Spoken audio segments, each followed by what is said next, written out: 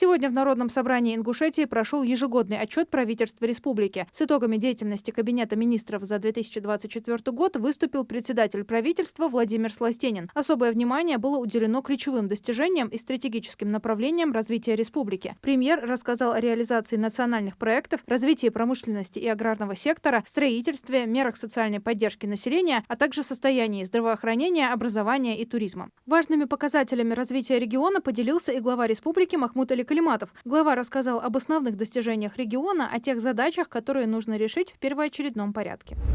По всей России и во многих странах мира началась патриотическая акция «Георгиевская лента». Цель акции – раздача георгиевских лент для формирования у граждан уважительного отношения к одному из символов воинской славы России, знаменующей героизм, мужество и стойкость народов страны. В 2025 году Георгиевскую ленту планируют раздавать более чем в 40 странах мира, включая Ливию и Монголию, где акция пройдет впервые.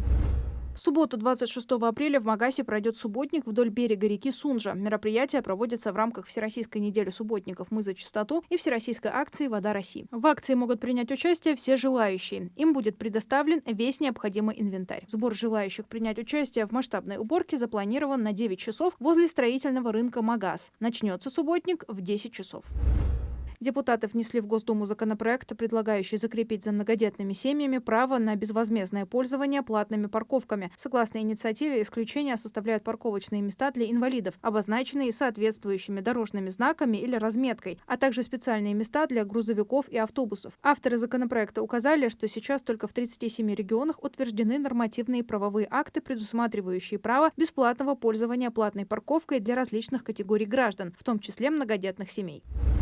Необходимости отмены единого госэкзамена для победителей Олимпиад сейчас нет, заявил глава Федеральной службы по надзору в сфере образования и науки Анзор Музаев. Он отметил, что часто говорят о том, что дети, которые участвуют в Олимпиадах, якобы не заточены под ЕГЭ. Но никаких жалоб на то, что им нужно сдавать ЕГЭ, от самих победителей Олимпиад в Роспотребнадзор не поступает. Напомню, ранее в Госдуму был внесен законопроект, о котором победители Всероссийской Олимпиады школьников освобождаются от сдачи ЕГЭ и ОГЭ. В Рособорнадзоре ранее сообщали, что готовы обсуждать эту тему. В Госдуму внесут законопроект об обязательном указании наценки на продукты. Речь идет о продуктах, внесенных правительством России в перечень социально значимых. Среди них мясо, мороженая рыба, яйца, молоко, подсолнечное и сливочное масло, сахар, соль, гречка, рис, ряд овощей и фруктов. Парламентарии предложили обязать продавцов прописывать на ценниках не только стоимость товаров, но и торговую надбавку. По мнению депутатов, нововведение позволит усилить общественный контроль за адекватностью изменения цены на базовую продовольственную корзину.